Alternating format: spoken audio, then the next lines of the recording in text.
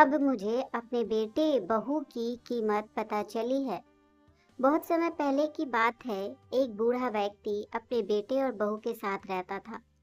उस व्यक्ति की उम्र बढ़ती जा रही थी और उसके शरीर की शक्तियां कम होती जा रही थी।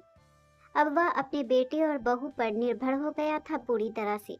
लेकिन जैसे जैसे समय बीतता गया, बेटे और बहू का व्यवहार उसके प्रति बदलने लगा।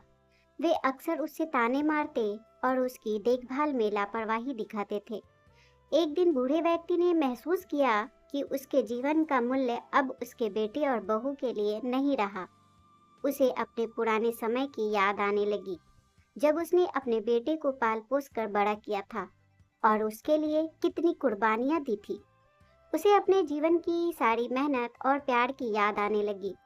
उसने एक दिन तय किया कि वह अपने बेटे और बहू से अलग हो जाएगा और अपना जीवन अपने तरीके से जिएगा।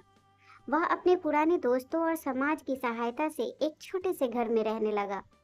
वहां उसने अपनी मेहनत और आत्मसम्मान से जीना शुरू किया।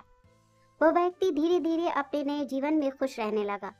उसे अब अपने बेटे और बहू की कीमत का एहसास हो गया था और उसने सीखा कि खुद की कीमत और आत्मसम्मान कितना महत्वपूर्ण होता है।